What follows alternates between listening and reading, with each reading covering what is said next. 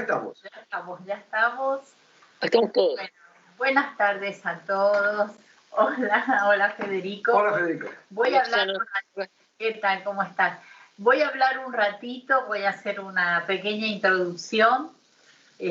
Bueno, que cedemos la palabra. Claro. Buenos días a todos, buenas tardes a todos, buenas noches, todo depende del lugar que nos estén escuchando. Así que bueno, los saludamos a todos y es un gusto que nos estén siguiendo y además los comentarios que hicieron respecto de algo que escribí así muy rápidamente, que voy a leerlo como otras veces, también voy a leer algunos comentarios, pero esto fue a modo de introducción antes de que lo escuchemos a Federico Servando Rodríguez. Así que, bueno, les agradezco a todos, a Gus Eppel con toda esta cuestión del Skype, a vos, Alfredo. Gracias. Y bueno, voy a hacer este breve comentario porque, bueno, esta cuestión de cantarle al amor, esta frase fue la que me guió, ¿no? Que la tomé de Voltaire, de alguna manera, él no lo dice así, pero dice: hay que saber que no existe país sobre la tierra donde el amor no haya convertido a los amantes en poetas. Y bueno, en parte es así, o mucho es así, nos vamos a ir enterando después por Federico Servando Rodríguez, que es un gran poeta y narrador, por muchos conocidos, o sea, conocido por todos en realidad en Facebook, y no solo en Facebook, en España y en Estados Unidos y en distintos lugares donde él nos va a decir más adelante, donde, digamos, a él lo conocen mucho, lo han leído además, eso ya es una manera de conocer. Y yo hablé un poquito del amor en los tiempos de distanciamiento porque seguimos estando con esta cuestión del distanciamiento que ha afectado a muchísimas parejas.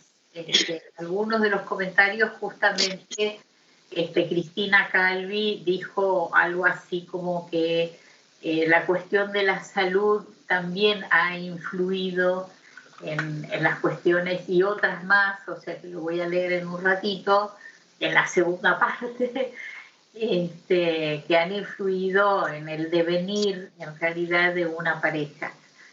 Pero yo diría que Federico va más allá de esta cuestión, aparte de escribir sonetos que en general están un poco difundidos en nuestro país, otra cosa sería en España, así que yo creo que los amigos de España van a, digamos, se van a sentir, van a estar más agradecidos respecto de poder trabajar este tema.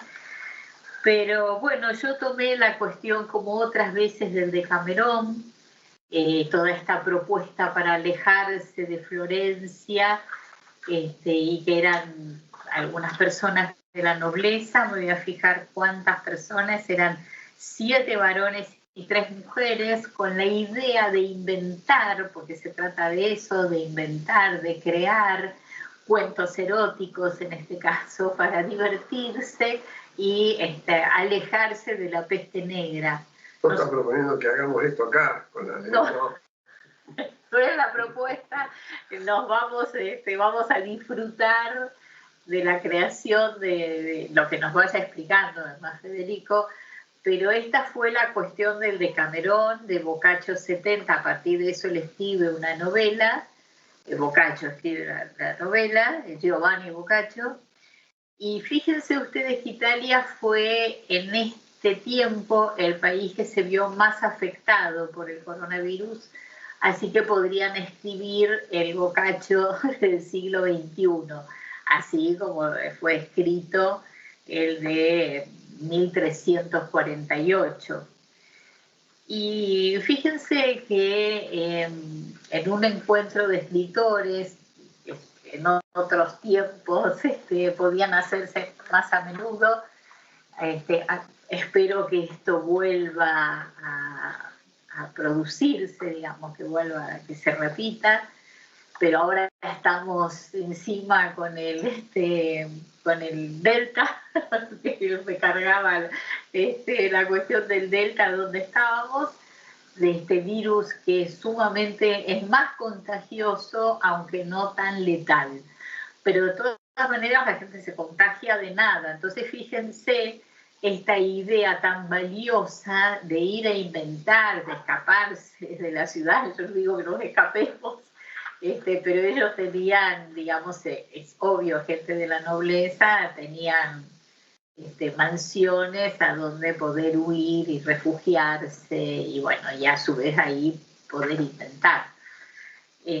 No es esa mi propuesta hoy, de todas maneras voy a leer algunas cuestiones respecto en este encuentro. Como saben que soy psicoanalista, me preguntaron cómo es esto de qué pasa que la gente ahora que se puede comunicar mejor está cada vez más distanciada o cada vez hay más separaciones o divorcios. Así, imagínense en esta situación tener que convivir, o sea, vivir con el otro cuando de por sí, como son estilos distintos y personalidades diferentes y gustos distintos, que hace que no sea sencillo, sí, encima tienen que volver a convivir en una situación, y con los chicos en algunas situaciones, en una, digamos, una situación, repito, como la que estamos viviendo, ¿no? Con la de la pandemia.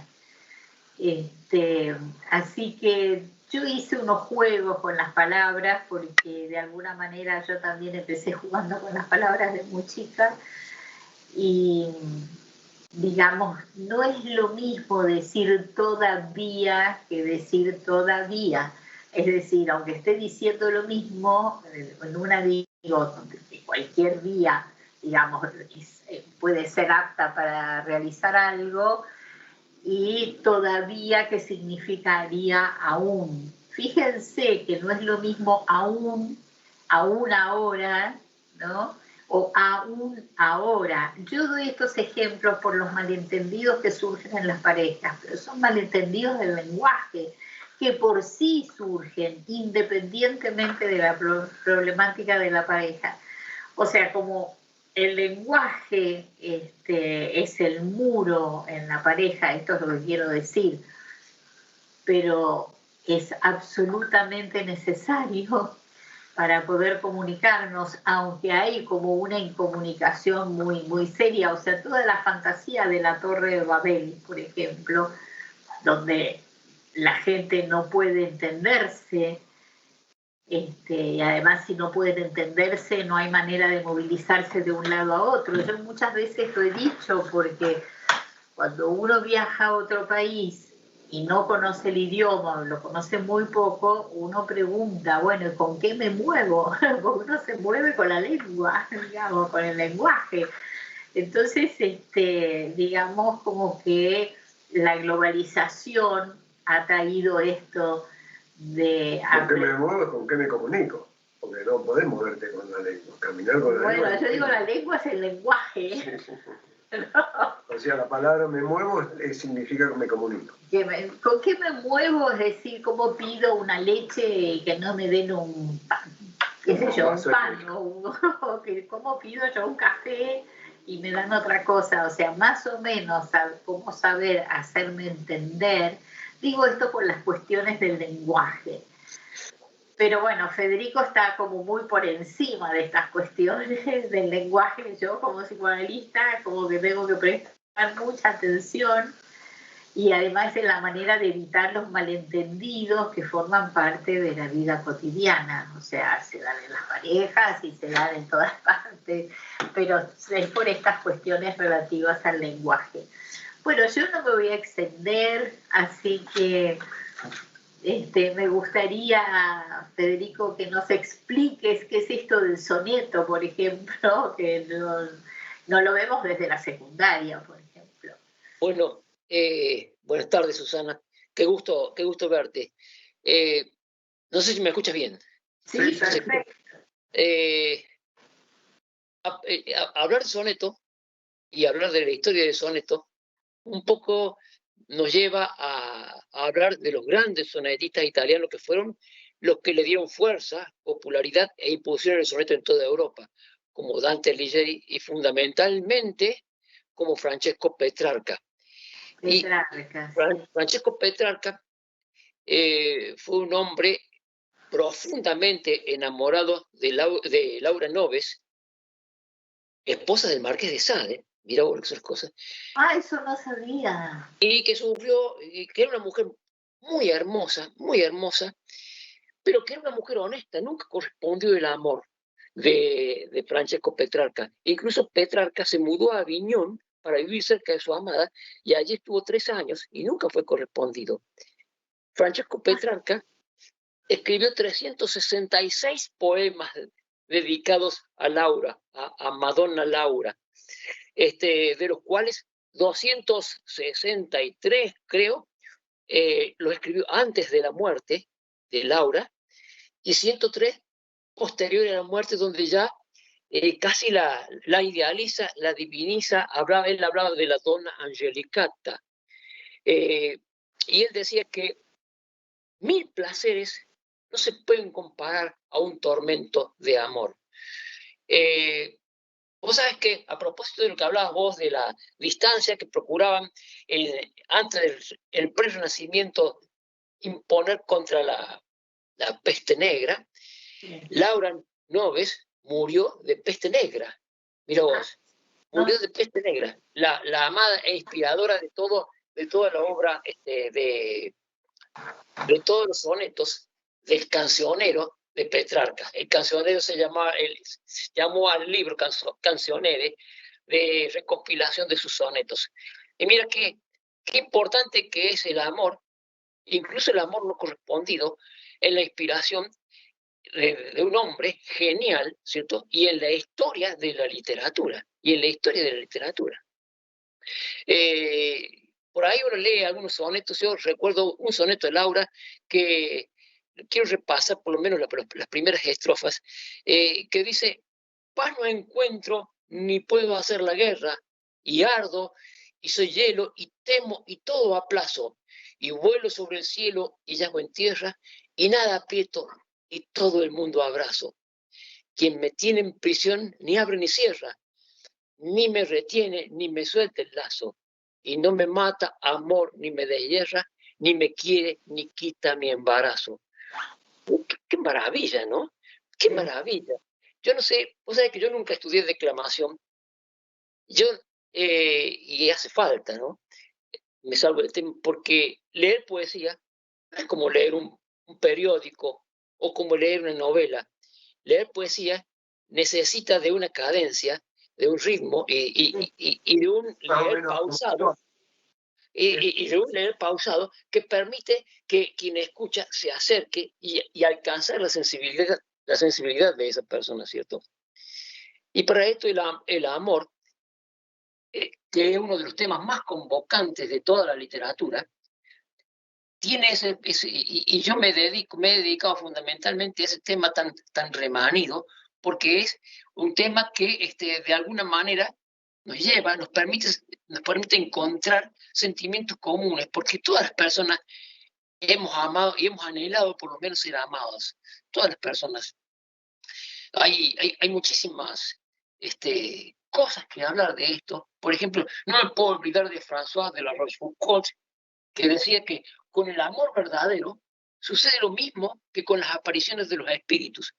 Todo el mundo habla de ellos, pero son muy pocos los que lo han sentido, los que lo han vivido, ¿no? Es verdad, es verdad. Y qué verdad, ¿no? Y decía, vos sabés que me sobrecoge alguna, por ejemplo, de Stendhal, el escritor de Rojo y Negro, una de las novelas más exquisitas que he leído. A él le encantó, digamos, él está con Stendhal siempre. A mí me deslumbró esta novela, Rojo y Negro, que es la única, ¿no? Pero esta novela yo creo que alcanza un nivel único.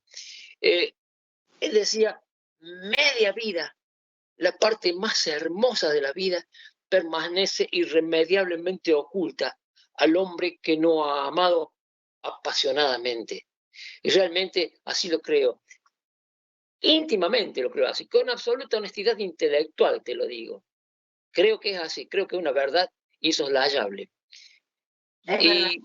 Y yo he escrito a lo largo de muchos años, he escrito del amor, he escrito acerca del desamor, del encuentro, del desencuentro, del reencuentro. Y no solamente, y he escrito muchísimos sonetos, más de 400, pero también he cultivado la sextina hernandiana. La sextina es un género literario, la sextina clásica, que se escribe en versos de arte mayor, en decasílabos, y estrofas de 6 versos. Seis estrofas de 6 versos y una estrofa final de 3 versos.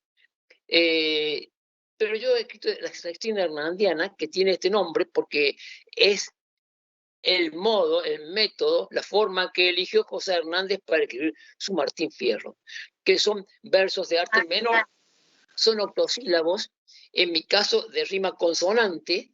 La sextina clásica no tiene rima, pero sí tiene palabras, rimas, que se repiten con una cadencia, con un orden determinado, al que no me voy a referir porque no tiene sentido ser muy técnico.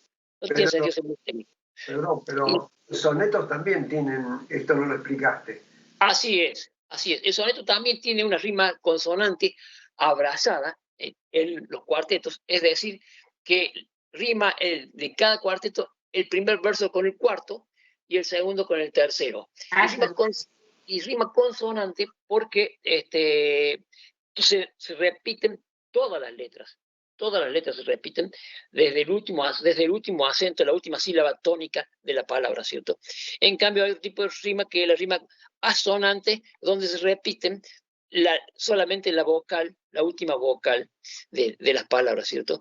El soneto es bastante rígido, ¿cierto? Es una estructura de 14 versos integrado por 2 cuartetos y 2 tercetos de rima consonante abrazada en las cuartetas, y también una rima, aunque un poco más flexible, pero también consonante en los tercetos. Perdón. Estas pautas. La cuestión matemática. Me encanta la matemática. Estas pautas. Las fijó en Italia esta persona que se enamoró de la esposa. Así es. Él las popularizó y con su infinito talento las impuso en toda Europa, ¿cierto? Pero ya existía el soneto antes, las cancioncillas existían antes en Italia, ¿cierto? Él terminó imponiéndola porque, lógicamente, pues, escribió de una manera tan hermosa que cautivó la atención y la admiración de Italia y de Europa, ¿cierto? O sea que después el soneto, una vez que se empieza a popularizar, y llega a España, y que es lo que a mí más me ha interesado, y fue introducido en España por Íñigo López de Mendoza y de la Vega, el Marqués de Santillana, ¿cierto? Que además es Marqués de Santillana, era el 11º señor de Toledo, era el 3er conde de no sé qué cosa, una historia larga tenía, ¿no? Bueno, y después él lo importó y lo adaptó en España, y después lo adoptaron grandes poetas como Luis de Góngora, como Quevedo, como Lope de Vega, y lógicamente fue seguido por otros escritores menores a lo largo de 200 años, ¿cierto? Después cayó en desuso. El siglo de oro español. Efectivamente, el siglo de oro español. Después cayó en desuso, y luego con el modernismo del siglo XIX y XX resurge nuevamente, ¿cierto? Nuevamente. En materia de soneto, el soneto tiene estructura, son 14 versos en decasílabos de rima consonante. Pero después surgen algunas variantes, como el soneto con estrambote, por ejemplo, que cultivó Miguel de Cervantes Saavedra, que el estrambote es una adicional de 3 versos al final, que por lo general se usaba en sonetos de tipo satírico, cómico, etcétera, etcétera, ¿cierto? Y después hay sonetos. Rubén Darío impuso, o no impuso, pero practicó el soneto alejandrino, de versos alejandrinos. Eso iba a preguntarte de los sonetos alejandrinos. Claro, el soneto alejandrino es un soneto con versos de 14 sílabas, y se llama alejandrino porque Gonzalo Gonzalo de Berceo, muchísimos años antes, allá por el año 1300, escribió un cantar a Alejandro de Macedonia, a Alejandro Magno, en versos de 14 sílabas. A partir de ahí fue el primero que registró, que es el primer registrado que hay, el primer caso registrado de versos de 14 sílabas. Estos versos de 14 sílabas, como son tan largos, están divididos en dos hemistiquios, ¿cierto? En dos hemistiquios, en dos mitades, ¿cierto? Que le dan una cadencia particular. Hay que manejarlo, ¿no? Hay que manejar un verso de 14 sílabas. Pero bueno, yo... Perdón, una pregunta. En esta época de esta gente, ¿se escribía poesía de otra forma? No, se adaptaban todos a este esquema. Hoy no, hoy, a este estilo. Claro. En el caso, por ejemplo, del Marqués Santillana, escribió un libro de 42 sonetos al itálico modo. Algunos de los endecasílabos eran medio rengos, dicen los.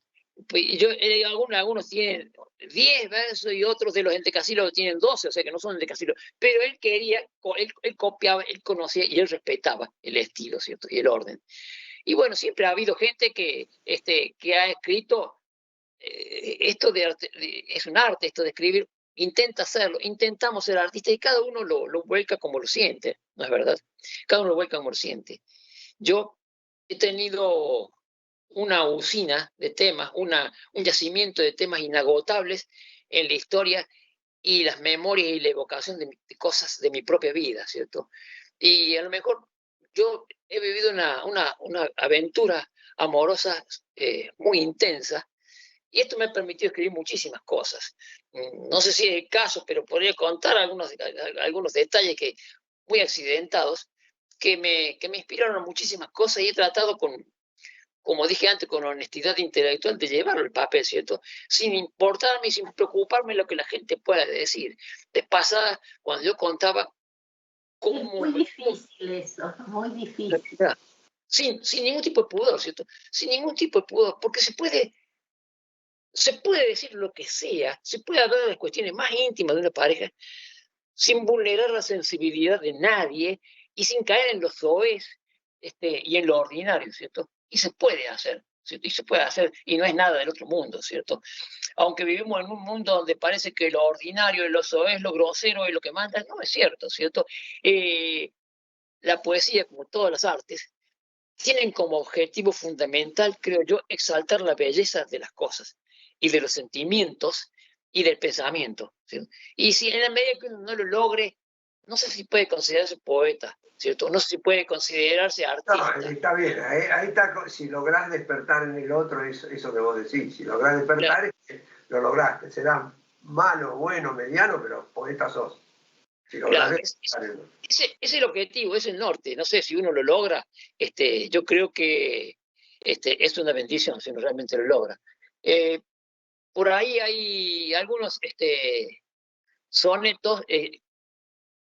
Hay uno que escribí hace mucho tiempo, cuando yo me crucé por primera vez con la mujer que ha hecho que mi vida valga la pena, hace años atrás. Yo era un hombre casado.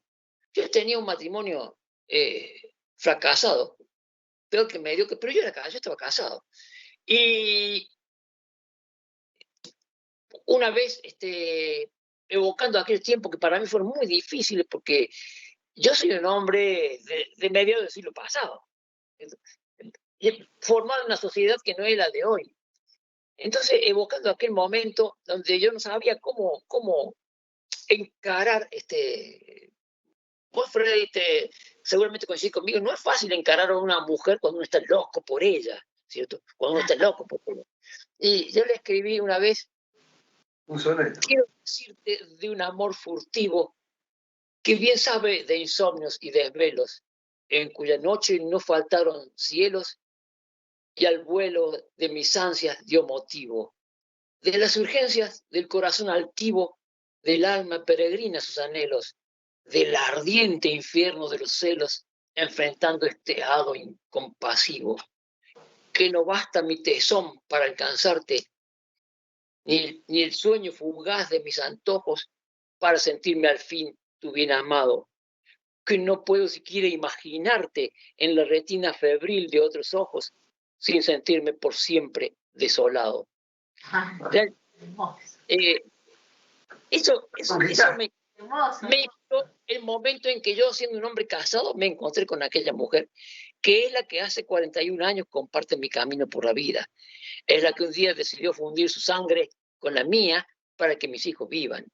Y en esta aventura me ha inspirado mil motivos de poesía, ¿cierto? De sonetos, no solamente de sonetos, yo escribo sextinas, escribo distintos tipos de poesía, ¿cierto?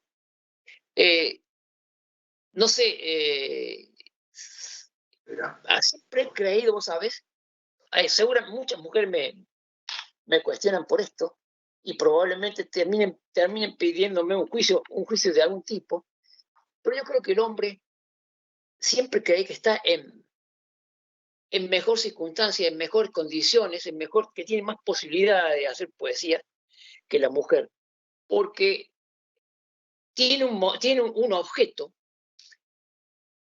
que verdaderamente es poesía, como decía Gustavo Adolfo Bécquer. ¿Qué es poesía? Dice Gustavo Adolfo Bécquer. Me dices, mientras clavas en mi pupila tu pupila azul, poesía eres tú. Y realmente yo creo que las mujeres, todas las mujeres son un poco o mucho poesía, ¿cierto? Y nosotros no. Y esa es la realidad y no tiene nada de malo, ¿cierto? No tiene de malo. La mujer siempre va a ser objeto de nuestro... Vamos a interrumpir en un ratito, Federico, porque... Así hay un corte publicitario. Tiene que haber un corte publicitario. Perfectísimo. Ahora, cortamos ahora. Ahora, puede ser ahora y lo retomamos. Sí. Gus, te cedemos la palabra, Gus, el control.